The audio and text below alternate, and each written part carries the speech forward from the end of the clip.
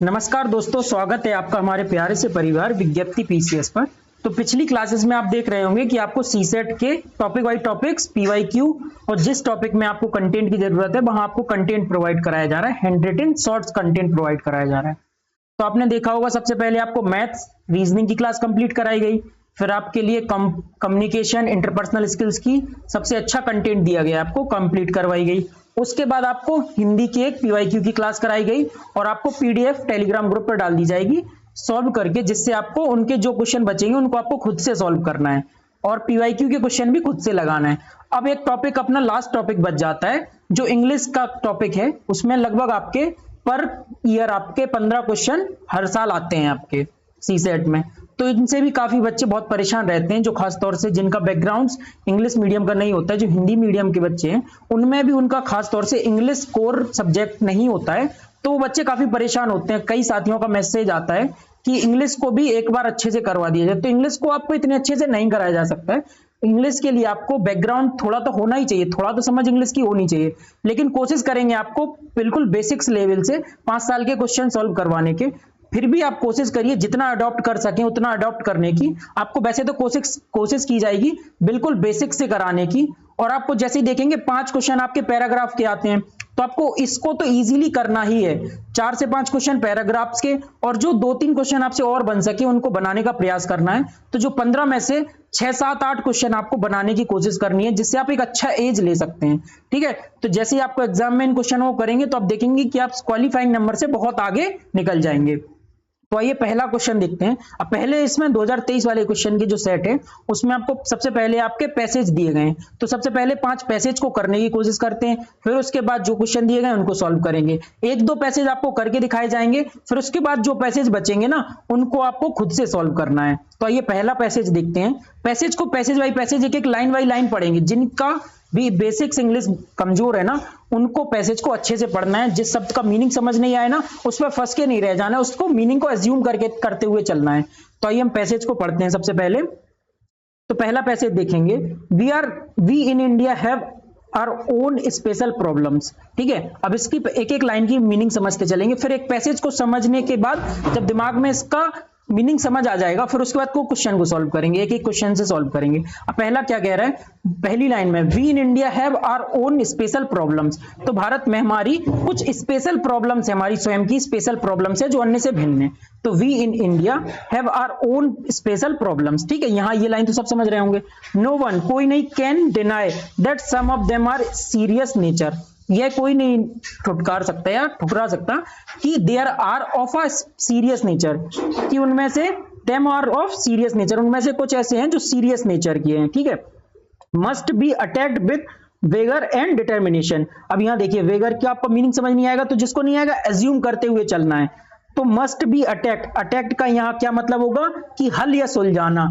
तो जिन्हें वेगर और डिटर्मिनेशन, डिटर्मिनेशन तो समझ रहे होंगे दृढ़ निश्चय, दृढ़ निश्चय और वेगर के द्वारा जिन्हें हल या सुलझाया जाना है।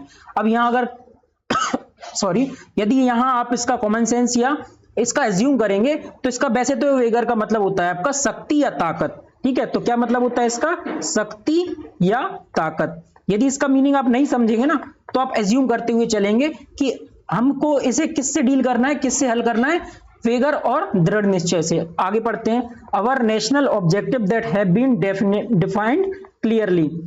तो जो हमारे राष्ट्रीय हित हैं वो डिफाइंड है, कैसे, क्लियरली, साफ परिभाषित है हमारे राष्ट्रीय हित। ठीक है, we aim the providing every citizen with the basic necessities and complete freedom to lead a life of his or her own choice. अब इसकी मीनिंग क्या है देखिए, समझते हैं।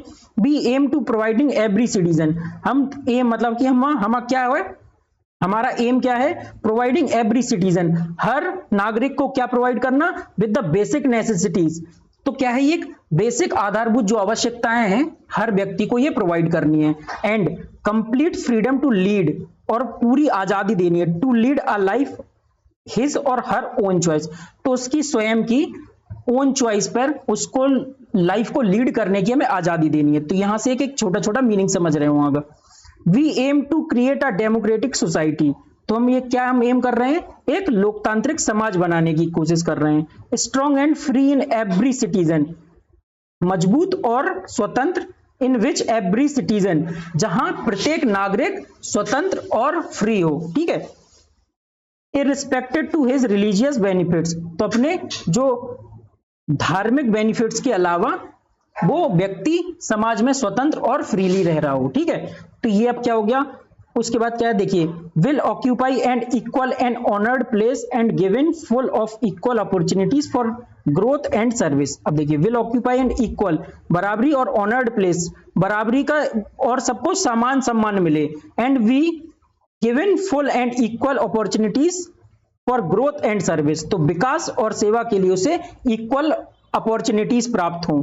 बी एम एट एंडिंग अनटचेबिलिटीज, हम क्या एम करते हैं, हमें अस्पृश्यता, अनटचेबिलिटी क्या होता है, अस्पृश्यता, अछूत जिसको बोलते हैं ना, छुआछूत, उसको हमें दूर करने का हम एम करते हैं, लक्ष्य करते हैं। एंड डूइंग अवे, और डूइंग अवे का क्या मीनिंग होती है, दूर करना, तो doing away with the present inequalities of status and wealth, ठीक है, तो दूर करना है with the present inequalities of status, तो जो स्टेटस की इनइक्वालिटीज है ना, जो देश में भिन्न भिन्न प्रकार के लोग हैं, वेल्थ स्टेटस के अलग अलग लोग हैं, उनको हमें दूर करना है। We are oppose the concentration of wealth in a few hands, तो हम किसका अपोज करते हैं, किसका सकेंद्रण, तो वेल्थ का सकेंद्रण एक हाथों में ना हो, इसका हम विरोध करते हैं। वी आर अपोज्ड, देखिए इस लाइन को देखते हैं, we are opposed to the concentration of wealth in a few hands, तो हम कुछ हाथों में धन का सकेंद्रण का हम विरोध करते हैं।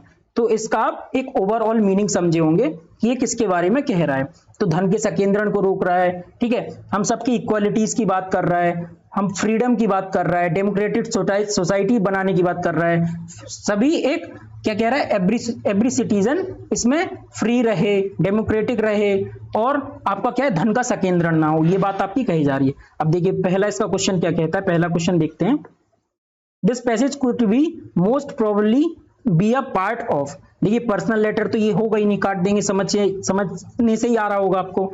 इंडियन कॉन्स्टिट्यूशन पे आप फंसेंगे, स्पीच, देखिए अब बुक ऑन पॉलिटिकल साइंस, ये भी आप काट देंगे, इन दोनों में फंसेंगे आप। तो अब देखिए अगर कॉन्स्टिट्यूशन भी पढ़ा होगा तो ऐसा कॉन्स्टिट्यूशन में भी है, लेकिन ये क्या है आपका, ये एक स्पीच है आपकी, ये एक स्पीच कही जा रही है, तो ये क्या हो गया आपका, पार्ट ऑफ स्पीच।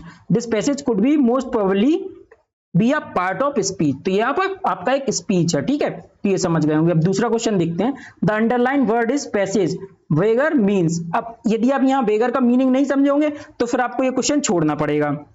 यदि आपको अनुमानित मीनिंग भी समझे होंगे ना, कि यहाँ की शक्ति और ताकत और दृढ़ निश्चय की बात की जा रही है, तो फिर आप इसका मीनिंग देखिए कर सकते हैं, तब इसका आंसर आपका डी हो जाएगी। यदि आप मीनिंग नहीं निकाल पाएंगे तो इस क्वेश्चन को आप छोड़ देंगे, ठीक है। अब अगला क्वेश्चन देखते हैं, pick out the wrong statement, अब हमें गलत स्टेटमेंट को पिक करना है।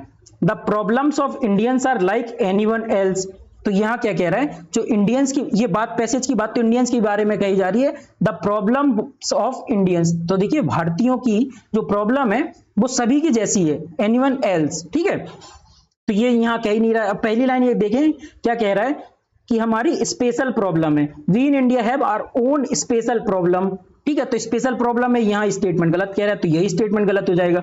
अब आगे के स्टेटमेंट देखते हैं, there is no uncertainty about our national objective, तो ये तो कह ही रहा है, ये तो सही है। Our goals is to be build an Indian free from economic exploitation, तो जो है आर्थिक एक्सप्लॉयटेशन से हमें एक स्वतंत्र देश इंडियंस को बनाना है, तो हमारा ये गोल है, तो ये भी सही है, यही कह रहा है, धन का सकेंद्रण ना हो, फ्री हो, यही कह ही रहा है वो। Some of our problems can be handled by only strong peoples, तो ये भी कह रहा है कि कुछ जो चुनौतियां हैं ये भी कुछ स्पेशल लोगों द्वारा ही की जा सकती हैं, ठीक है, तो इसका क्या हो गया, पहला स्टेटमेंट आपका गलत हो गया। देयर आर, तो the problems of Indians are like anyone else, तो ये कह ही नहीं रहा है कि सबके समान है, हमारी कुछ स्पेशल प्रॉब्लम्स है, ये पहले स्टेटमेंट में कहा जा रहा है। अगला देखते हैं, what is the synonyms of phrasal verb doing away with, ठीक है, तो एक फ्रेजल वर्ब दिया गया है आपका डूइंग अवे विथ, क्या दिया गया है आपका, डूइंग अवे विथ, तो do away with phrasal verb है, तो ये क्या होता है, रिमूव समथिंग कंप्लीटली, एबोलिश या रिमूव समथिंग कंप्लीटली, तो ये समझ गए होंगे। अब इसका क्या होता है, ये होता है एबोलिश। यदि आपको ये नहीं पता है तो फिर आपको ये छोड़ना पड़ेगा, यदि आपको पता है तो फिर आप ये करेंगे। तो डूइंग अवे विथ, तो आपका ये फ्रेजल वर्ब है, इसका मीनिंग होता है या तो अबॉलिश करना या रिमूव समथिंग कंप्लीट, किसी चीज को पूरी तरीके से खत्म कर देना। तो ये इसका होगा, देखिए क्रिएट तो होगा नहीं, रिमेन फॉरएवर नहीं होगा, डूइंग विद तो दिया ही है, तो ये तो होगा ही नहीं। अगर इससे आप ऐसे भी काट के करते तो शायद आप इसका आंसर निकाल लेते कॉमन सेंस के बेस पे। अगला क्वेश्चन देखते हैं, according to the author our nation objective is. तो हमारे ऑथर के अनुसार हमारे राष्ट्र का गोल या ऑब्जेक्टिव क्या है। देखिए, favour the concentration of wealth in a few hands, ये तो कह ही नहीं रहा है, इसको तो दूरी करने की बात कर रहा है कि कंसंट्रेशन, धन का सकेंद्रीकरण कुछ हाथों में नहीं होना चाहिए। देखिए लास्ट लाइन में यही कह रहा है, we are oppose to the concentration of wealth in a few hands, तो इसका तो हम अपोज ही कर रहे हैं, तो इसका तो हम फेवर करेंगे ही नहीं, तो पहला गलत हो जाएगा। Create unequal opportunities for all, अब वो यहाँ इक्वालिटीज की बात कर रहा है, तो अनइक्वल अपॉर्चुनिटीज की बात क्यों करेगा, क्यों फेवर करेगा। And economic prosperity in the country, economic prosperity को खत्म करने की बात भी नहीं कह रहा है, वो इकोनॉमिक प्रॉस्पेरिटी को तो बढ़ाने की बात कह रहा है, तो आपका ये भी स्टेटमेंट गलत हो जाएगा। Promote individual freedom and prosperity, तो इंडिविजुअल की फ्रीडम की भी बात कर रहा है और प्रॉस्पेरिटी की, सामंजस्य की भी बात कर रहा है, तो आपका ये आंसर। अब देखिए, अगर आप विदाउट ज्यादा नॉलेज के भी करते ना, तो आप ये वाला क्वेश्चन कर लेते, ठीक है, ये वाला क्वेश्चन कर लेते आप, और यहां से ये वाला क्वेश्चन कर लेते, तीन तो क्वेश्चन आप इसमें ही से कर लेते पैसेज से ही। यदि ये वाला भी कॉमन सेंस के बेस पे करते ना, तो आप चौथा भी क्वेश्चन कर लेते। हाँ, ये हो सकता था दूसरा ये जो क्वेश्चन है ये थोड़ा टफ बैठ जाता है, यदि आपको वेगर की मीनिंग नहीं पता होगा तो इसको आप छोड़ सकते। तो यहां से आप देखेंगे कि एक पैसेज से हमने 4 क्वेश्चन निकाल लिए हैं, तो यहां से आप 4 क्वेश्चन निकाल लेंगे तो वैसे भी आप अच्छा परफॉर्म कर सकेंगे, ठीक है। अगला क्वेश्चन आप देखते हैं, अगला क्वेश्चन क्या कह रहा है, consider the following statement and choose the correct opinion option, sorry, consider the following statement and choose the correct option, the dash is used. तो ये जो हम डैश यूज करते हैं ना, इसको कहां यूज किया जाता है ये वो कह रहा है। देखिए, the indicate and abrupt stop और चेंज ऑफ थॉट्स, तो एब्रप्ट क्या होता है आपका, सडन या अनएक्सपेक्टेड, आकस्मिक या अप्रत्याशित, तो क्या होता है, आकस्मिक होता है इसका मीनिंग, ठीक है, abrupt. To indicate an abrupt stop or exchange of thoughts, तो देखिए जब भी हम किसी चीज, जैसे मान लीजिए कोई सेंटेंस ही आपका एक्स लिखा, फिर उसका सबऑर्डिनेट जब सेंटेंस लिखते हैं तो वाई, तब हम ऐसा डैश लगाते हैं ना, तो ऐसे ही होता है, ये क्या होता है, स्टॉप, एब्रप्ट स्टॉप और चेंज ऑफ थॉट्स जब हम करते हैं ना, तो उसके लिए आपका डैश यूज किया जाता है।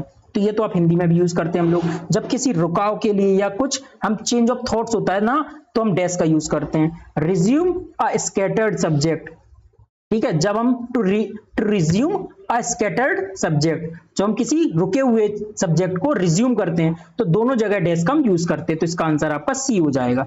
ये आपको थोड़ा सा डैश का समझना था कि डैश कहां यूज किया जाता है। अगला क्वेश्चन क्या कह रहा है, choose the correct word which express the meaning of underline word of the sentence given below. तो जो सेंटेंस नीचे दिया गया है उसमें जो अंडरलाइन किया गया है ना शब्द, तो उसका क्या मीनिंग है वो ये कह रहा है। तो क्या दिया गया है, Deepak has a penchant of fine poetry, ठीक है, क्या है, पेंचेंट ऑफ फाइन पोट्री। तो पेंचेंट का मीनिंग क्या होता है, फॉन्डनेस, क्या होता है, फॉन्डनेस या लाइकिंग, मतलब कि क्या उसे पसंद है।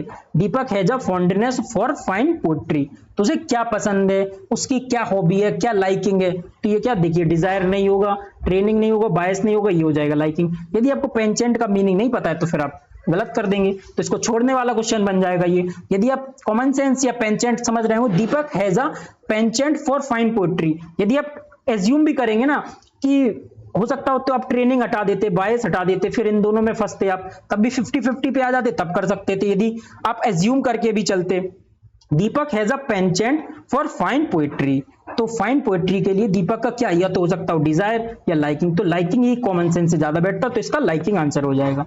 अगला क्वेश्चन क्या कह रहा है, fill in the blanks with the appropriate word given below, जो वर्ड नीचे दिए गए हैं उसको फिल इन द ब्लैंक्स में भरने हैं, ठीक है।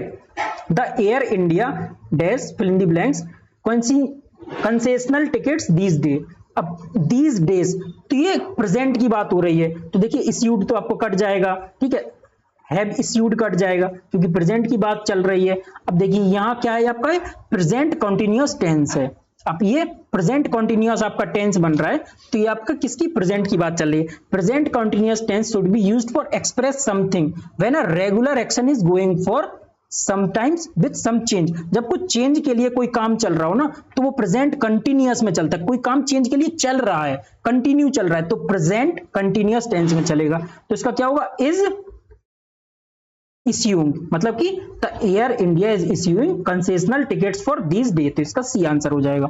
ये प्रेजेंट और कोई काम continuous, these days, concessional tickets these days, तो क्या हो जाएगा, ये प्रेजेंट कॉन्टिन्यूस आपका टेंस हो जाएगा। ठीक है, अब उसके बाद अगला क्वेश्चन देखते हैं।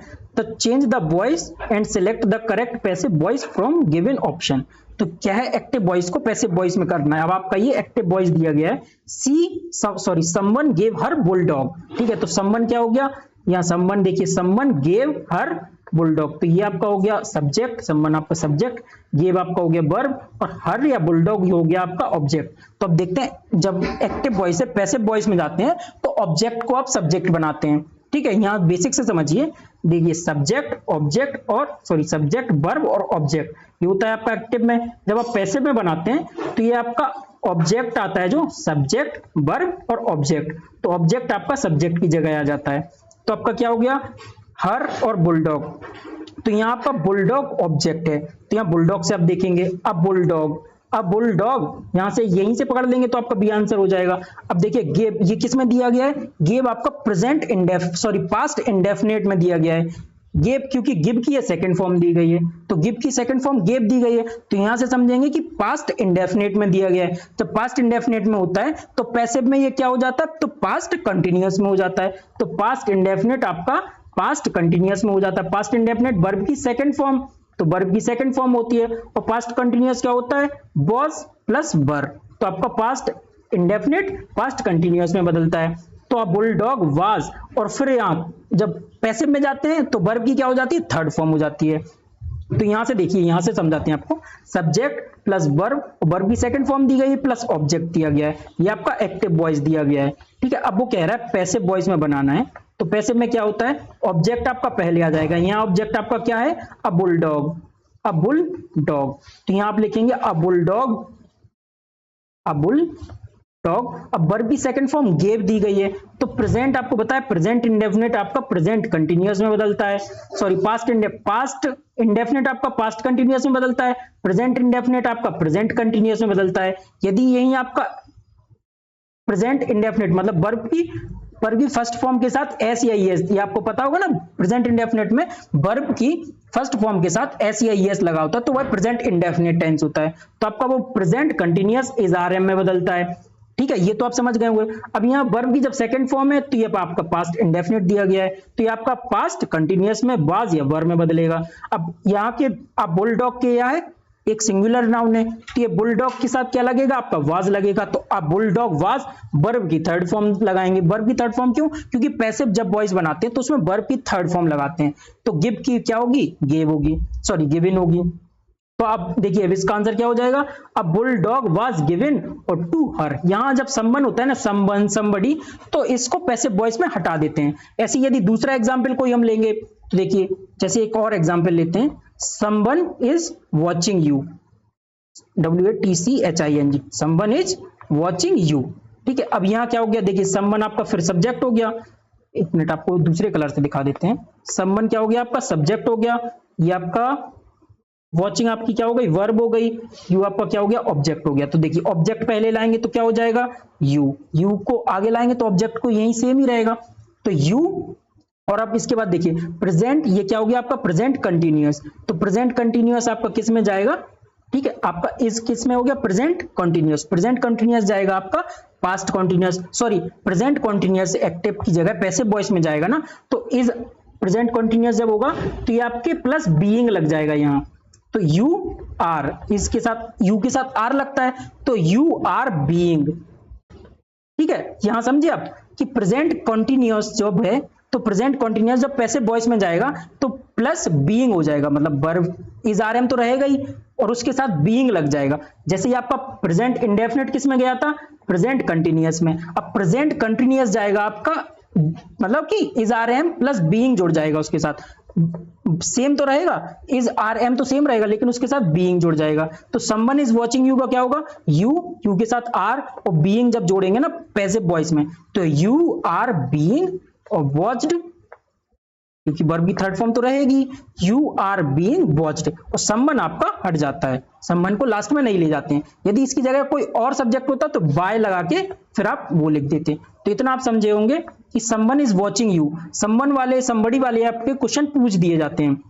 तो यहां से आप समवन गेव हर बुलडॉग, तो आप बुलडॉग गेव वर्ब की सेकंड फॉर्म पास्ट इंडेफिनिट दिया गया है, तो ये आपका पास्ट कंटिन्यूअस। तो ऐसे आप जाएंगे, देखिए प्रेजेंट इंडेफिनिट से आप जाएंगे प्रेजेंट कंटिन्यूअस में, प्रेजेंट कंटिन्यूअस से जब पैसिव वॉइस में जाएंगे ना तो प्रेजेंट कंटिन्यूअस प्लस बीइंग, और जब आप पास्ट इंडेफिनिट से पास्ट कंटिन्यूअस में जाएंगे, ये प्रेजेंट और पास्ट ध्यान रखिए, ये आपका प्रेजेंट चल रहा है ऊपर, नीचे आपका पास्ट चल रहा है, तो प्रेजेंट इंडेफिनिट आपका प्रेजेंट कंटिन्यूअस में, पास्ट इंडेफिनिट आपका पास्ट कंटिन्यूअस में, और पास्ट कंटिन्यूअस को जब आप चेंज करेंगे तो पास्ट कंटिन्यूअस प्लस इसमें आपका बीइंग लग जाएगा। तो ये आप समझ गए होंगे, बस इतना ही आपको समझाना था। अब जब भी इसके क्वेश्चन आएंगे तो आगे जैसे ही पैसिव वॉइस आएगा तब आप इजीली समझ जाएंगे। तो ये क्या हो गया, someone gave her a bulldog, a bulldog was, verb की थर्ड फॉर्म हमेशा रहेगी गिवन टू हर, क्योंकि यहाँ हर दिया गया था। यदि यहाँ कुछ नहीं दिया गया होता तो बस इतना ही लिखते, अ बुलडॉग वाज गिवन, तो यही आंसर हो जाता। अगला क्वेश्चन देखते हैं, which of the following is correctly punctuated, कौन सा ये करेक्टली पंचुएटेड है, ठीक है। अब ये देखना है, What a beautiful painting did you paint it? What a beautiful, दो सेंटेंस दिए गए हैं, अब इसको करेक्टली पंचुएटेड करना है इनको। तो क्या है, What a beautiful painting did you paint it? तो ये क्या हो गया, देखिए What a beautiful painting, ये आपका एक्सक्लामेटरी आपका क्वेश्चन हो गया। तो ये क्या हो गया, What a beautiful painting आपका एक्सक्लामेटरी साइन हो गया। Did you paint it, तो ये क्या हो गया, आपका इंट्रोगेटिव साइन हो गया। Did you paint it, ये आपका क्वेश्चन हो गया, वो पूछ रहा है What a beautiful painting, कितनी सुंदर पेंटिंग है। डिड यू पेंट इट, क्या है, कैसे आपने पेंट किया है, तो ये आपका करेक्टली पंचुएटेड हो गया पहले ही। तो ये देखिए यहाँ ये तो साइन आएगा नहीं, यहाँ आपका डैश का साइन नहीं आएगा, और ये तो आपका करेक्टली पंचुएटेड ही नहीं है, तो आपका पहला सिंपल सा आंसर पहला हो गया। आइए अगला क्वेश्चन, इसको रफ करके अगला क्वेश्चन देखते हैं। अगला क्वेश्चन क्या कह रहा है, देखिए अगला क्वेश्चन देखते हैं, transform the following simple sentence into a complex sentence. अब कॉम्प्लेक्स सेंटेंस आप जानते होंगे, कॉम्प्लेक्स सेंटेंस होते हैं दो सेंटेंसेस को जोड़ के जब एक सेंटेंस बनाया जाता है तो उसे कॉम्प्लेक्स सेंटेंस कहते हैं। तो ही एडमिटेड हिज मिस्टेक्स, तो क्या करना है, transform the following sentence to simple sentence. ये आपका क्या है, कॉम्प्लेक्स सेंटेंस दिया गया है, ही एडमिटेड हिज मिस्टेक, तो ये आपका क्या है, ये आपका कॉम्प्लेक्स दिया गया है। जब दो सिंपल सेंटेंस को हम जोड़ते हैं किसी कनेक्टिंग वर्ब के द्वारा तो वो आपका एक कॉम्प्लेक्स सेंटेंस बन जाता है। तो हमें कॉम्प्लेक्स सेंटेंस को सिंपल सेंटेंस में, दो अलग अलग सेंटेंस में बदलना है, ठीक है। तो आइए देखते हैं, क्या वो क्वेश्चन है, ही एडमिटेड हिज मिस्टेक्स कह रहा है वो। अब इसको हमें क्या करना है, सिंपल सेंटेंस में बदलना है। तो देखिए, ही admitted that he was making a mistake, तो ही एडमिटेड, देखिए ये आपका हो गया क्या, पास्ट इंडेफिनिट, यहां आ गया आपका पास्ट कंटिन्यूअस, तो दो सेंटेंस हो गए। ही admitted that he had made his mistakes, तो ये आपके दो सेंटेंस यहां से हो गए, क्योंकि ये दोनों आपके पास्ट कंटिन्यूअस, पास्ट इंडेफिनिट और पास्ट परफेक्ट हो गए। तो ही admitted that he had made a mistakes, ये आपका आंसर हो जाएगा। तो ये दो आपके सिंपल सेंटेंस हो गए। इनको जब हम कॉम्प्लेक्स में बनाएंगे ना, तो ही admitted that he had made a mistake, he admitted that he had made a mistake, ये he had made a mistake आपका सबऑर्डिनेट क्लॉज हो गया, और he admitted आपका पहले सिंपल क्लॉज हो गया। तो जब दो सिंपल सेंटेंसेस को जोड़ेंगे तो ही एडमिटेड हिज मिस्टेक्स आपका एक कॉम्प्लेक्स सेंटेंस बन जाएगा। यदि ये कॉम्प्लेक्स सेंटेंस नहीं समझ आ रहा होगा तो जिसको नहीं आ रहा वो छोड़ सकते, कुछ क्वेश्चन आपको देखिए थोड़ा सा बेसिक्स, इतना भी बेसिक्स नहीं समझा सकते कि आप बिल्कुल से ही, जिसको कॉम्प्लेक्स या सिंपल सेंटेंस नहीं पता होगा ना तो उसको ऊपर से जा रहा होगा ये, तो जिसको कॉम्प्लेक्स या सिंपल सेंटेंस हल्का फुल्का भी पता होगा ना तो वो फिर इसको समझ जा रहा होगा। आइए अगला क्वेश्चन देखते हैं, choose the correct one which best express the meaning of the phrase underline words. तो अंडरलाइन वर्ड्स है ना, इसकी मीनिंग्स बतानी है। यहां देखिए अंडरलाइन नहीं रहा, इस बता देते हैं, ये like a cog in the wheel, like a cog in the wheel, तो ये आपका अंडरलाइन वर्ड्स है। वो कह रहा है कि इस फ्रेज का मीनिंग क्या है, I am like a cog in the wheel for of this company, तो इस कंपनी में हमें like a cog in the wheel. अब like a cog in the wheel का मतलब बताना है, तो व्हील जानते हैं आप, व्हील आपका ऐसे बना होता है, ठीक है, ये व्हील आपका होता है। अब वो कह रहा है एक कॉग है, like a cog in a wheel, तो इसके समान, तो क्या हुआ, एक अगर एक इसकी कॉग टूट भी गई ना तो व्हील पे कोई ज्यादा फर्क नहीं पड़ता है, तो इंपॉर्टेंट पर्सन तो होगा नहीं आपका, एटलीस्ट पेड मेंबर एम्प्लॉय कुछ नहीं, an unimportant person like a cog in the wheel का मतलब अगर आप कॉमन सेंस से भी समझेंगे तो आपका ये व्हील है, इसमें कॉग अगर टूट भी जाए ना, बहुत सारी व्हील्स कॉग होती है एक व्हील में, यदि एक कॉग टूट भी जाएगी ना आपकी तो व्हील पे बहुत ज्यादा फर्क नहीं पड़ेगा, ठीक है, तब भी व्हील आपका रनिंग में रहेगा। तो एन अनइम्पोर्टेंट पर्सन, तो ये आपका हो जाएगा एक अनइम्पोर्टेंट पर्सन है, like a cog in the wheel का मीन। अब अगला क्वेश्चन देखते हैं, find out the misspelled word. Misspelled word भी आपका हर साल एक पूछा जाता है, और खासतौर से आप जब भी देखेंगे तो आई और ई को आगे पीछे करेगा, ये आई और ई को आगे पीछे करके ही आपको कंफ्यूज कराने की कोशिश करेगा, क्योंकि ई और आई में ही ज्यादातर कंफ्यूजन होती है। तो अब देखिए ये क्या है आपका रिजाइन, तो रिजाइन देखिए आपका सही लिखा हुआ है। बिलीव, देखिए बिलीव आपका कैसे, ये भी आपका देखिए आई ई और ये भी आपका सही लिखा हुआ है। अब डिसीव, देखिए डिसीव और सीज, तो आपका ये सीज भी सही लिखा हुआ है। अब आप डिसीव की स्पेलिंग जानते होंगे, स्पेलिंग में थोड़ा सा आपको कंफ्यूजन अगर हो रही है ना तो फिर समझिए वही आपका इसका आंसर हो जाएगा। देखिए जैसे DECEIVE, डिसीव की मीनिंग स्पेलिंग ये होती है, तो यही आपका मिसस्पेल्ड वर्ड है, तो आपका इसका आंसर क्या हो जाएगा, सी। मोस्टली ध्यान देगा इस पे क्या होगा, आई और ई में ही आपको कंफ्यूज कराएगा, खासतौर से जब आई और ई दिया होगा तो उन्हीं में आपको कंफ्यूजन कराने की कोशिश करेगा। अगला क्वेश्चन देखते हैं, choose the correct word which is opposite in the meaning of given words. तो देखिए रिसीड दिया गया है, और रिसीड का मतलब क्या होता है, मूव अवे फ्रॉम समवन, ठीक है, मूव अवे फ्रॉम समबडी, तो मतलब एक मीनिंग ये होता है, मोटा मोटा समझ सकते हैं आप कि दूर जाना, ठीक है, ओवरऑल इसका क्या मीनिंग हुआ, दूर जाना या मूव अवे फ्रॉम समबडी या समवन। अब ऐसे देखिए फॉरवर्ड, फॉरवर्ड नहीं होगा इसका, अप्रोच, रस, ये कुछ होगा नहीं, इसका आंसर होगा एडवांस आपका। यदि आपको रिसीड का मीनिंग पता है तब आप इसका एडवांस लगा पाएंगे। एडवांस का मतलब होता है पेशगी, पास आना, ये होता है एडवांस का, तो रिसीड का अपोजिट क्या होगा, पेशगी, एडवांस, तो यही इसका आंसर हो जाएगा, अपोजिट मीनिंग पूछा था उसने। अगला क्वेश्चन क्या कह रहा है, select the correct indirect speech of given sentence. देखिए आपका हर साल एक एक्टिव से पूछा जाएगा, एक्टिव पैसिव वॉइस, एक हर साल आपका क्वेश्चन आएगा डायरेक्ट और इनडायरेक्ट क्वेश्चन से, तो डायरेक्ट इनडायरेक्ट एक एक्टिव वॉइस से, 5 आपके आएंगे पैसेज से, एक आ जाएगा आपका मिसस्पेल्ड वर्ड से, तो ऐसे ही आपके 7 8 9 क्वेश्चन इसी से हो जाते हैं, फिर एक दो क्वेश्चन और पूछे जाते हैं। अब आइए देखते हैं, I said to him let us go for a walk, let us, तो I said to him let us go for a walk. Let us का मतलब क्या होता है, जब हम किसी से रिक्वेस्ट करते हैं, सॉरी जब हम किसी को सजेस्ट करते हैं कुछ, तो I said to him let us go for a walk, कि मतलब मैंने उससे कहा कि चलो टहलने या वॉक पे चलते हैं, तो मैं उससे क्या कर रहा हूं, सजेस्ट कर रहा हूं, तो रिक्वेस्ट नहीं हो जाएगा, टोल्ड हट ही जाएगा। ये जब भी लेटस वाले होंगे ना तो ये सजेस्ट, तो आई सजेस्टेड हिम, अब देखिए 2 में दिया गया है, आई suggested him let us go for a walk, ठीक है, आई सजेस्टेड हिम लेट गो। अब यहां से क्या हो गया, आई सजेस्टेड हिम, यहां तक तो सेम है, इसके बाद कनेक्टिंग वर्ब आपकी दैट जुड़ जाएगी। यहां से देखिए, यहां से तो सजेस्टेड के साथ आपका टू लगेगा ही नहीं, तो इससे भी आप ये हटा सकते हैं, तो आई सजेस्टेड हिम दैट। अब दैट अस का वी, तो वी का क्या होगा, दे, तो दे should go out for a walk. तो यहां बस आपको इतना समझना था, रिक्वेस्टेड हिम, रिक्वेस्टेड के साथ टू नहीं आएगा, सजेस्टेड के साथ टू नहीं आएगा, किसी के भी साथ आपका टू नहीं आएगा। Suppose, requested, suggested, I suggested him, not I suggested to him, ये नहीं होगा, I suggested him that they should go out for a walk, तो ये आपका 20 का आंसर हो जाएगा। ये आपका डायरेक्ट से इनडायरेक्ट है, आपका इनडायरेक्ट सेंटेंस कहा जा रहा है। मैंने उसको सलाह दी कि उन्हें वॉक पे जाना चाहिए, मैंने उससे कहा कि चलो वॉक पे चलते हैं, चलो टहलने चलते हैं। फिर जब पैसिव वॉइस, सॉरी इनडायरेक्ट रूप में कहा जाएगा, तो मैंने उससे सलाह दी, आई सजेस्टेड हिम, मैंने उसे सलाह दी कि उन्हें वॉक पे जाना चाहिए। तो ये आप हिंदी मीनिंग भी अगर निकाल के करेंगे ना तो उससे भी शायद आप कर लेंगे। आइए अब एक और पैसेज देखते हैं, इसके बाद के जो भी पैसेज होंगे उन्हें आप खुद से सॉल्व करने का प्रयास कीजिए। एक और पैसेज देखते हैं, since modern industrial society, since modern industrial society, तो मॉडर्न इंडस्ट्रियल सोसाइटी के बाद इज हाईली ऑर्गेनाइज्ड, जो हाईली ऑर्गेनाइज्ड है, व्यवस्थित हैं। If there were a strike in a vital industry, तो एक वाइटल मतलब कि महत्वपूर्ण या कि महत्वपूर्ण इंडस्ट्री में जब कोई स्ट्राइक या धरना होता है, द होल कम्युनिटी सफर, तो जो पूरी कम्युनिटी ना, पूरा समुदाय है वो आपका क्या करता है, सफर करता है, ठीक है। I am not arguing that, मैं ये नहीं आर्ग्यू कर रहा कि the right to strike should be abolished, तो जो है धरने का जो अधिकार है ना, जो धरना का अधिकार है उसे हटा देना चाहिए, एबोलिश्ड, उसे खत्म कर देना चाहिए। आई एम ओनली आर्ग्यूइंग, मैं बस यही आर्ग्यू कर रहा कि if it is to be preserve, यदि ये रखा जाए, it must be for reason concern with the with this particulate matter, तो उसे एक पर्टिकुलर मैटर के रीजन, एक मतलब एक प्रॉपर रीजन के तहत उसे रखा जाए, ना कि ऐसा हो कि कोई भी मुंह उठा के धरना करना शुरू कर दे। वही वो एक मतलब ओवरऑल वही कहना चाह रहा है वो।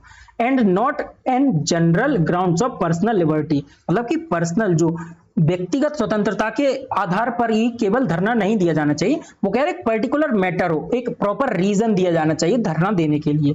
इन a highly organised country there are many activities which are important to everybody and without which there would be widespread hardship। वो कह रहा है कि एक इंपॉर्टेंट जो देश होता है ना, ऑर्गेनाइज्ड व्यवस्थित देश होता है, हाईली ऑर्गेनाइज्ड कंट्री, उसमें कई एक्टिविटीज ऐसी होती हैं जो हर किसी के लिए इंपॉर्टेंट होती हैं और उसे ऐसे ही मतलब धरने के लिए उसे खराब नहीं करना चाहिए। उसका एक मीनिंग ये निकल के आ रहा है। आइए अब देखते हैं क्वेश्चन क्या कह रहा है। In the light of passage if there is a strike in a soap factory, साबुन की फैक्ट्री में यदि एक धरना होता है, it may be viewed as, तो यह कैसे देखा जाएगा। ठीक है, अब वो कह रहा है कि पैसेज में जो कहा गया है उसके आधार पर यदि एक साबुन की फैक्ट्री में यदि स्ट्राइक धरना होता है तो इसे कैसे देखा जाएगा। A thing not likely to happen, ऐसी चीज जिसे नहीं होना चाहिए। ठीक है, देखते हैं। अ सीरियस मैटर, वो कह रहा है कि साबुन की फैक्ट्री तो क्यों सीरियस इतना होगा, कोई मतलब देश के लिए इतनी इंपॉर्टेंट चीज नहीं है जिसे एक धरने के रूप में इतना महत्व दिया जाना चाहिए, तो सीरियस मैटर तो होगा नहीं। A matter of deep concern नहीं होगा। नॉट अ सीरियस, तो एक देखिए नॉट अ सीरियस मैटर होगा, वही वो कह रहा है ना कि साबुन की फैक्ट्री वहां धरना दिया जा रहा है, तो हो सकता है उतना इंपॉर्टेंट मैटर नहीं होगा ये धरने देने का, तो इसका आंसर आपका डी हो जाएगा। A strike is generally regarded as, तो धरने को एक जनरली कैसे देखा जाना चाहिए, कैसे रिगार्ड किया जाना चाहिए। A gross violation of rules नहीं।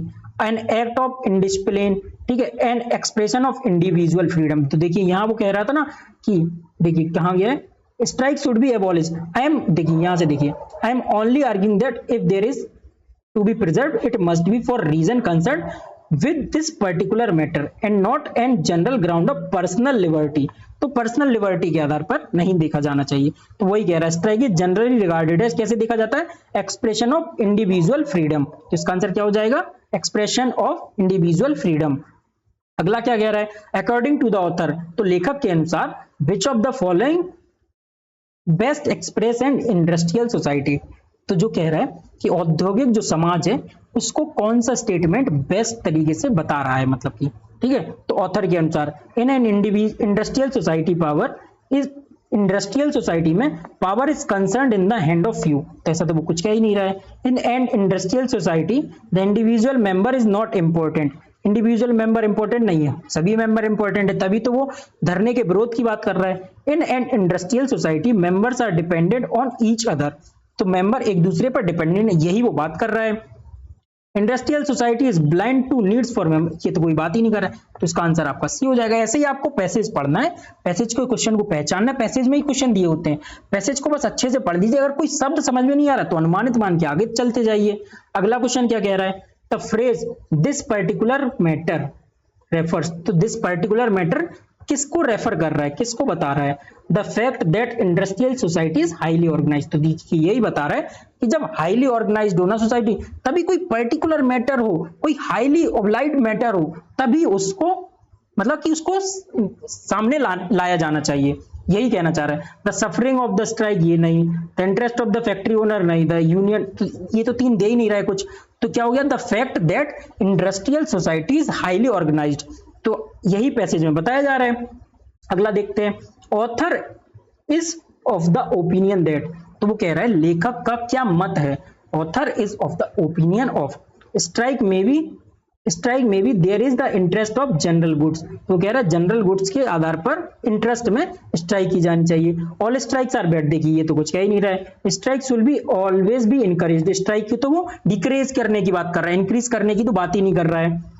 Strike should be suppressed by all means, तो strike should be suppressed by all means, मतलब कि किसी ना किसी प्रकार से धरने को दबा दिया जाना चाहिए, ऐसा भी बात नहीं कर रहा है वो, ना स्ट्राइक को बुरी कह रहा है, ना उसे एनकरेज करने की बात कर रहा है, ना ही वो कह रहा है कि किसी भी तरीके से दबा दो। स्ट्राइक कह रहा है जब जरूरत हो ना तभी स्ट्राइक करो, ऐसा ना हो किसी की पर्सनल लिबर्टी या किसी की पर्सनल प्रॉफिट के लिए केवल स्ट्राइक की जानी चाहिए, तो इसका आंसर क्या हो जाएगा, ए आंसर हो जाएगा। अब देखिए अगला क्वेश्चन पैसेज के मतलब पैसे तो आपके 5 क्वेश्चन हो गए। अब अगला क्वेश्चन क्या कह रहा है, समवन स्ट्रेंज और unusual in an amusing way, मतलब कि अम्यूजिंग मतलब कि तो फनी वे, स्ट्रेंज और unusual in an amusing way is known as. तो देखिए जिट क्या होता है आपका, जिट होता है आपका एक प्रकार सा फुंसी, फोड़ा, पिंपल जिसको एक बोलते हैं आपका ओवरऑल, तो ये जिप होता है आपका ओवरऑल। तो ये अम्यूजिंग तो कहीं नहीं होता है आपका। थर्ड जाएगा जैप, क्या होता है, जैप होता है गाली मार देना, गाली देना, तो ये होता है जैप, ये भी नहीं होता है क्योंकि ये भी कहीं अम्यूजिंग नहीं होता है। ज़ॉम्बी, ज़ॉम्बी आप जानते हैं कि कैसे भी प्रकार से फनी और अम्यूजिंग तो होते ही नहीं। देखिए जैनी, जैनी का मतलब होता है आपका कि कोई व्यक्ति सनकी हो जब, या अजीबो गरीब हो, तो वो स्ट्रेंज है, अनयूजुअल है और अम्यूजिंग भी। कई प्रकार आपने देखा होगा ना, सनकी जो होते हैं वो अम्यूजिंग होते हैं, मतलब कि फनी लगते हैं लेकिन स्ट्रेंज टाइप होते हैं, स्ट्रेंज और अनयूजुअल इन एन अम्यूजिंग वे। यदि आपको इसका मीनिंग नहीं पता है, इनका मीनिंग, तो आपको ये क्वेश्चन पर छोड़ना पड़ेगा।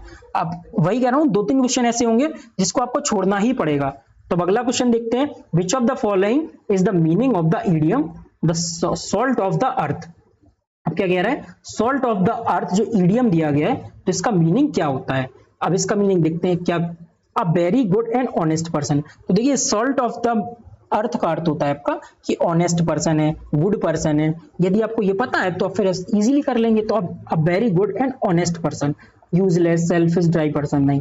ये हो सकता है कई बार क्वेश्चन क्या होते हैं, रिपीट हो जाते हैं, तो इनको 5-10 साल की जब आप क्वेश्चन लगा लेंगे ना, तो आपको कई रिपीटेशन देखने को मिलेंगे, और रिपीटेशन देखने को मिलेंगे तो आप कई सारे क्वेश्चन को रिपीट होने के साथ साथ, अब जैसे आप direct indirect active voice passive voice समझ जाएंगे ना, तो क्या होगा, फिर उन्हीं को डाटा चेंज कर देंगे, या उन्हीं को फ्रेजल वर्ब को चेंज करके आपको दूसरा क्वेश्चन दे दिया जाएगा, तो आप उन्हीं क्वेश्चन से कर सकते हैं। और यदि कोई टफ क्वेश्चन हो तो आप 1-2 क्वेश्चन छोड़ भी देंगे, क्योंकि आपको तो 100 क्वेश्चन आएंगे ना, उनमें से तो आपको करने तो लगभग 33 क्वेश्चन ही है, पासिंग तो 33 ही है, तो आप 50-55 क्वेश्चन को करिए बस, उसमें से आप 40-45 क्वेश्चन के आसपास सही कर लीजिए, आप इजीली कट ऑफ क्लियर कर लेंगे।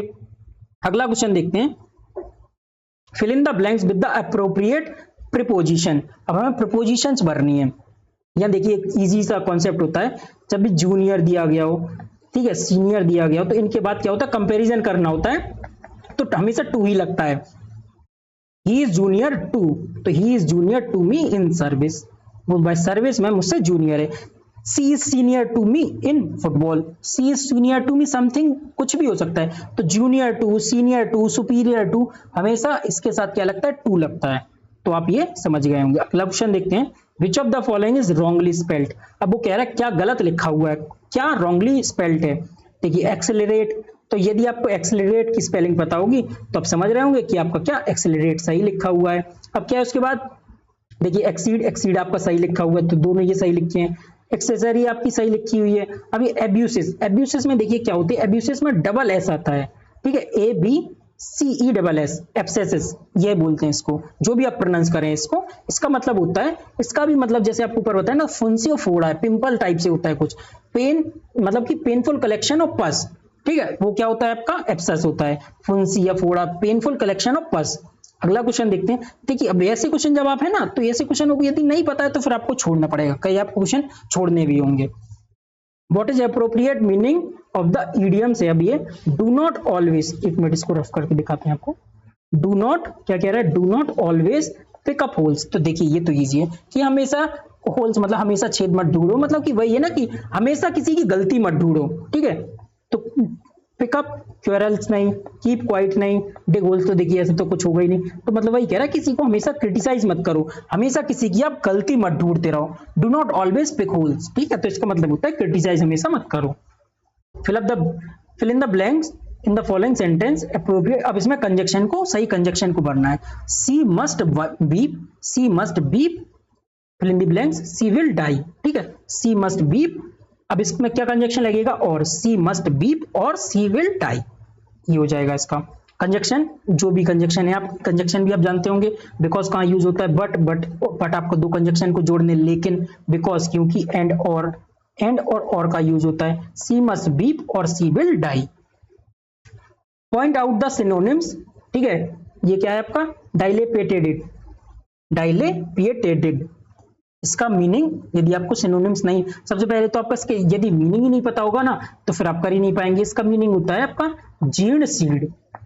तो क्या होता है, डाइलिपिडेटेड क्या होता है आपका, डाइलिपिडेटेड आपका क्या होता है, जीर्ण सीड, नष्ट होने वाला, नश्वर, उस टाइप से, टूटा फूटा ये। तो वीक, देखिए इसका वीक, ब्रोकन, देखिए बहुत ही क्लोज दिए गए हैं इसका, लेकिन इसका मीनिंग होता है ruined, ठीक है। तो इसका सिनोनिम्स क्या होगा, ruined। तो आपका डाइलिपिडेटेड क्या होगा आपका, जीर्ण सीड, जिसका मीनिंग होता है आपका ruined। अब अगला क्वेश्चन 2021 के क्वेश्चन देखते हैं, फिल इन द ब्लैंक्स भरना है। वही कह रहा है कि करेक्ट क्या ऑप्शन होगा आपका, नो सूनर डिड। देखिए ये बहुत ही, एक बार हर साल क्वेश्चन पूछा जाता है कि नो सूनर डिड, और जो पढ़ते होंगे ना उनको पता होगा कि नो सूनर के बाद हमेशा जब भी कंपेयर कर जाता है तो देन आता है। तो no sooner did she arrive than they start laughing. जैसे no sooner did she arrive, ना ही वही आई तब उन्होंने देन दे स्टार्ट लाफिंग, तब उन्होंने हंसना प्रारंभ कर दिया, ठीक है। अगला देखते हैं, which of the following option. तो अब समझ गए होंगे ना, नो सूनर के साथ हमेशा देन लगेगा, ये आप रूल से कुछ भी याद रख लीजिए। अगला क्वेश्चन देखते हैं, which of the following option is correct passive voice from the following sentence. अब देखिए फिर से एक्टिव पैसिव वॉइस आ गया आपका। एक्टिव पैसिव वॉइस हर साल एक पूछा ही जा रहा है, हर एक दो साल में इनडायरेक्ट पैसिव ये पूछते ही हैं। अब क्या कह रहा है, लॉक अप द हाउस, क्या है, लॉक अप द हाउस। अब इसका पैसिव वॉइस ढूंढना है, तो देखिए लॉक अप द हाउस मतलब कि हर घर को लॉक करो, lock up the house, lock up that house. तो लेट, ठीक है, अब क्या है, let that house, let that house, देखिए let that house be locked up. तो दैट हाउस क्या हो गया आपका, यहाँ ऑब्जेक्टिव हो गया, तो यहाँ से लेट से जोड़ेंगे इसको। तो late that house be locked up, late that house be locked up. जब भी ऐसे फ्रेजल वर्ब फ्रेज से स्टार्ट होता है तो उनमें लेट से स्टार्ट करते हैं, लेट लगाते हैं। तो late that house be locked up. अगला क्वेश्चन देखते हैं, choose that appropriate meaning in the phrasal phrase put up with. क्या कह रहा है, पुट अप विथ क्या है, अब इसका appropriate meaning of the phrase लगाना है।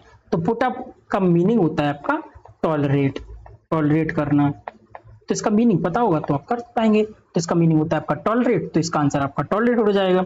Which of this word is wrongly spelled. अब देखिए फिर से आ गया आपका रॉन्गली स्पेल्ड वर्ड है। अब देखिए एम्बिशन आपका सही लिखा है, कलेक्शन तो इजी आप जानते होंगे, कलेक्शन सही लिखा है, इंस्टीट्यूशन भी आपका सही है। देखिए ट्रांसमिशन आपका गलत लिखा हुआ है। ट्रांसमिशन क्या होता है, यहाँ देखते खाते हैं, TRANSMISSION। ट्रांसमिशन क्या होता है आपका, हस्तांतरण, किसी भी चीज को ट्रांसमिट करना, ठीक है। तो ट्रांसमिशन आपका SSION। अब देखिए ये इसके बाद आपके पैराग्राफ दिया गया है, तो ये आपको पैराग्राफ को सॉल्व करना है, आपको पीडीएफ दे दी जाएगी, या आपके पास प्रीवियस ईयर के क्वेश्चन हो तो आप उनको लगाइए, लेकिन आपको 2-3 मतलब पैसेज को सॉल्व करना है ताकि एक दिमाग में कॉन्सेप्ट बन जाए कि आपको कैसे सॉल्व करना है इनको। अब आइए इसके बाद 36 क्वेश्चन देखते हैं सीधा, चूज द इनडायरेक्ट स्पीच। अब इनडायरेक्ट स्पीच ढूंढनी है, तो देखिए the doctor said to me take this medicine twice a day. Doctor ने मुझसे कहा कि इस मेडिसिन को, इस दवाई को दिन में 2 बार लेनी है, ठीक है। तो अब इसका क्या है, ये आपका डायरेक्ट है, अब इसको इनडायरेक्ट स्पीच में बनाया। तो देखिए डायरेक्ट, डॉक्टर टोल्ड नहीं, said to me, doctor asked, doctor अब क्या करेगा, अपन को एडवाइज्ड देगा। ये आपको पीछे भी समझाया था कि सपोज्ड, रिक्वेस्टेड, एडवाइज्ड, और एडवाइज्ड के साथ देखिए वहां टू लगा था तो आपको टू हटाया था ना, तो यहाँ मतलब कि टू नहीं आएगा। The doctor advised me to, यहाँ टू आएगा, वहां दैट लगाया था, तो द डॉक्टर, सॉरी टू यहाँ आता है, the doctor advised me to take that medicine twice in a day. तो आपका आंसर क्या हो जाएगा, डी। डॉक्टर क्या करेगा, डॉक्टर रिक्वेस्ट नहीं करेगा, डॉक्टर ऑर्डर नहीं देगा, डॉक्टर एडवाइज्ड देगा। Doctor advised me to take that medicine twice in a day, ये आपका आंसर हो जाएगा। और देखिए 2020 के भी क्वेश्चन आपको ऐसे ही करने हैं। 2020 में क्या दिया है, ये आपका पैसेज दिए हैं, तो ये पैसेज आपको सॉल्व करने हैं, ठीक है।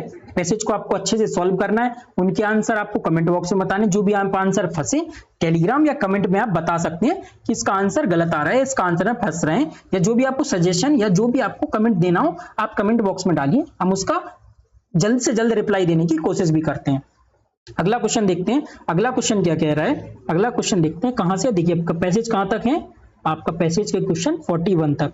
देखिए 42 से देखते हैं, द वर्ड क्या कह रहा है 42 का क्वेश्चन, द वर्ड रेंडवू, इसको क्या पढ़ते हैं, रेंडवू मींस। अब देखिए ये तो आपका बहुत टफ क्वेश्चन हो गया यदि आपको नहीं पता है। जिसको पता है देखिए, जैसे आप प्रोनाउंस इसको अपने मतलब इंग्लिश के कई शब्द ऐसे होते हैं, कई प्रकार से प्रोनाउंस किए जाते हैं, क्या इसको पढ़ सकते हैं रेंडेजवियस, ठीक है, इसको वैसे बोलते हैं रेंडजवू। इसका मतलब होता है आपका मिलन स्थल या मिलन स्थान, ठीक है, मीटिंग पॉइंट। तो रेनबू का मतलब क्या होता है आपका मीटिंग पॉइंट। तो इंडेवर, देखिए इंडेवर गाड़ी भी आपने देखी होगी। इंडेवर क्या होता है, इंडेवर का मतलब होता है आपका प्रयास। A place appointed for a meeting, तो इसका क्या हो जाएगा रेनबू का, प्लेस अपॉइंटेड फॉर मीटिंग। यदि आपको नहीं हो सकता ये रिपीट हो जाए क्वेश्चन, ऐसे ही वर्ड उठाता है वो रिपीट कर देगा। एडवेंचरस, आपको पता ही एडवेंचरस क्या होता है आपका, रोमांचक स्थल। सीक्रेट प्लेस क्या होता है आपका, गुप्त स्थान। तो आपका मिलन स्थान क्या हो गया, a place appointed for a meeting, तो आपका ये होता है रेंडवू। अगला क्वेश्चन देखते हैं, which of the following word is wrongly spelled. अब वो फिर से कह रहा है कि कौन सा वर्ड रॉन्गली स्पेल्ड है, बताइए। देखिए आपका करस्पॉन्डेंस आपका सही लिखा हुआ है, ऑकरेंस आपका सही लिखा हुआ है, कॉन्सियंस आपका सही लिखा हुआ है। तो ये कन्वीनियंस आपको बताया था ना, आई और ई में, आई और ई में फिर से फंसा दिया। तो इसका सही स्पेल्ड क्या होता है, CONVENIENC, कन्वीनियंस। इसका मीनिंग होता है कन्वीनियंस, और ये आपका कन्वीनियंस को आई और ई को आगे पीछे लिख दिया है। यही बस आपको गलती कराने की कई बार कोशिश करता है, वही इसमें ही सबसे ज्यादा कंफ्यूजन क्यों हो जाता है ना, आई और ई का कंफ्यूजन होता है, क्योंकि थोड़ा सा सेम प्रोनाउंस भी करते हैं इसलिए कंफ्यूजन ज्यादा हो जाता है। अब अगला क्वेश्चन देखते हैं, change the sentence let it be done at once. Active voice में, अभी आपका पैसिव वॉइस दिया है, पैसिव वॉइस को आपको एक्टिव वॉइस में करना है। तो देखते हैं, let it be done at once, ये आपका पैसिव दिया है, इसको एक्टिव में बदलना है। सॉरी, ये आपका हाँ पैसिव दिया है ना, आपको इसको एक्टिव में बदलना है।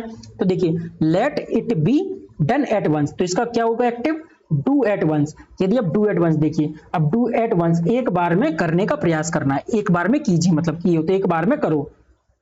तो इसको क्या होगा, let it be done, third form आ जाएगी, डन एट वंस। तो आपका ये हो जाएगा आपका पैसिव, ये हो गया आपका एक्टिव।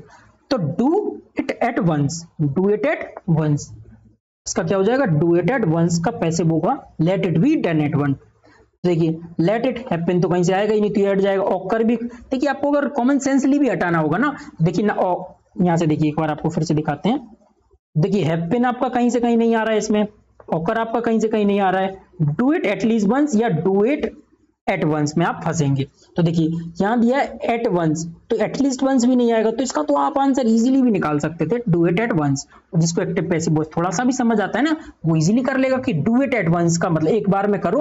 इसका अगर करेंगे तो let it be done at once हो जाएगा इसका पैसिव। अगला देखते हैं, punctuate the following sentence, whatever is right, whatever is right. तो व्हाटएवर इज राइट क्या जाएगा आपका, इसका आंसर आपका क्या हो जाएगा, व्हाटएवर इज राइट। तो आपका यहाँ कॉमा लगेगा, ये आपका देखिए फुल स्टॉप तो आएगा ही नहीं, ये तो हट ही जाएगा आपका। व्हाटएवर फुल स्टॉप यहाँ भी नहीं, व्हाटएवर कॉमा डबल कॉमा नहीं, तो ये भी हट जाएगा आपका। व्हाटएवर इज राइट, जो भी है वह सही है। अगला देखते हैं, choose the correct synonyms. Synonyms का मतलब अगर मतलब तो समझ ही रहे होंगे, सिनोनिम्स का मतलब होता है पर्यायवाची, एंटोनिम्स का मतलब होता है आपका विलोम, ठीक है। तो सिनोनिम्स ऑफ वर्ड एम्बोनिएबल क्या होता है आपका, एबोमिनेबल, एबोमिनेबल का आपका सिनोनिम्स दिखाना है, बताना है। तो एबोमिनेबल आपका क्या होता है, घिनौना। एबोमिनेबल का मतलब होता है आपका, एबोमिनेबल का मतलब होता है आपका घिनौना। तो इसका मीनिंग क्या होगा आपका, डिस्गस्टिंग। देखिए इसका सिनोनिम्स क्या होगा आपका, डिस्गस्टिंग क्या होता है, घिनौना। एब्यूजिव क्या होता है आपका, अपमानजनक। कोल्ड और हॉट तो आप जानते ही हैं। तो एबोमिनेबल का होता है आपका डिस्गस्टिंग, इसका सिनोनिम्स होगा डिस्गस्टिंग। अगला देखते हैं, वो कह रहा है कंजक्शन से सेंटेंस को कंप्लीट करना है। He got fill in the blanks, he was ill, he got although he was ill, बीमार होने के बावजूद भी वह मिला। ही गॉट वह मिला, ऑल्दो बावजूद, ही वाज इल बीमार होने के बावजूद भी वह मिला। तो इसका आंसर क्या हो जाएगा, C although. In the pipeline means, देखिए in the pipeline, in the process of being developed, इसी से समझ आ रहा है कोई भी चीज पाइपलाइन है, मान लीजिए पानी पाइपलाइन में है, तो क्या भी है कि कोई इन the process of being developed, कोई भी चीज बनने के प्रोसेस में है। अगला क्वेश्चन देखते हैं, in the sentence he finish the job eight one go, the word go is, अब यहाँ कह रहा है द वर्ड गो इज क्या है। देखिए ही आपका सब्जेक्ट है, तो आपका देखिए फिनिश्ड आपकी वर्ब हो गई, तो आपका देखिए द जॉब ऑब्जेक्ट हो गया, एट द वंस या तो आप स्टार्ट से भी कर सकते हैं, ये आपका ऑब्जेक्ट हो गया, सब्जेक्ट और वर्ब और ऑब्जेक्ट। एट वन गो ये आपका नाउन भी हो सकती है, यहां भी लिख सकते हैं, और इसको आप यहां भी लिख सकते हैं। At one go he finished the job. आगे पीछे कहीं भी तो ये आप समझ रहे होंगे ये क्या है आपकी, ये आपकी नाउन है। देखिए एडजेक्टिव तो है ही नहीं, एडवर्ब वर्ब आपकी यही होगी तो आप यहां से भी काट सकते हैं, तो ये आपका नाउन हो गया। अब अगला क्वेश्चन देखते हैं, चेंज द सेंटेंस।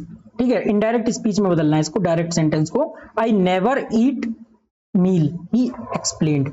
अब देखिए यहां से क्या होगा, एक्सप्लेन्स तो होगा नहीं, he explains to eat meat नहीं होगा, आई एक्सप्लेन्स ये तो कट ही जाएगा। अब यहां से क्या करना है आपको देखना है, देखिए यहां से तो सीधा ही हो गया पर इसको फिर भी इनडायरेक्ट में बदलने का प्रयास करते हैं। ही एक्सप्लेन्ड तो क्या होगा, ही एक्सप्लेन्ड। देखिए दैट आपका कनेक्टिंग इसमें आएगा तो दैट कंजक्शन आपको प्रयोग की जाएगा। He explained that he never ate meat, तो आई क्या होगा आपका, आई ही से चेंज होगा तो यहाँ ही आ जाएगा, तो ही नेवर एट मीट। ठीक है, ईट की आपका सेकंड फॉर्म हो जाएगी एट, तो he explained that he never ate meat. तो यहां से आपका डायरेक्ट सी आपका इनडायरेक्ट में बदल जाएगा ये वाला थर्ड, तो सी आपका आंसर हो जाएगा। ही एक्सप्लेन्ड दैट, दैट आपका कंजक्शन होगा, ही नेवर एट मीट। अगला क्वेश्चन देखते हैं, व्हाइट एलिफेंट आपका ये लास्ट क्वेश्चन है। व्हाइट एलिफेंट मीन्स, तो आप जानते होंगे व्हाइट एलिफेंट क्या होता है आपका, खर्चीला, मतलब कि सफेद हाथी इसका मीनिंग है। तो ये क्या होता है आपका खर्चीला व्यक्ति, तो क्या होगा, एन अनइकोनॉमिकल पोजीशन। ठीक है, तो क्या हो जाएगा, एन अनइकोनॉमिकल पोजीशन, इसका आंसर आपका बी हो जाएगा। तो आपके साथ 51 क्वेश्चन को सॉल्व करवा दिया गया है। ठीक है, लगभग 4 साल के क्वेश्चन करा दिए गए और अब आपको 2-3 साल के क्वेश्चन पीडीएफ में दे भी दिए जाएंगे, तो इनको आपको खुद से भी सॉल्व करना है, तो खुद से सॉल्व करें। जो क्वेश्चन आपसे नहीं बने कमेंट या टेलीग्राम में आप बताइए, आपको इनके उत्तर देने का प्रयास किया जाएगा। तो आज की वीडियो करने के लिए धन्यवाद। और आपकी सीसेट की क्लासेस यहीं पर आपकी समाप्त होती है। आपकी लगभग सारी क्लासेस सीसेट की करवा दी गई। जाइए उन पीछे की क्लासेस को अच्छे से देखिए और ये क्लास को देखिए। पूरी क्लासेस को अच्छे से देखने के बाद आप समझेंगे कि सीसेट में आप अब सेफ स्कोर और अच्छा स्कोर करने के एक लाइन को क्रॉस कर चुके हैं, अच्छा स्कोर आप कर सकेंगे। तो आज की क्लास करने के लिए धन्यवाद।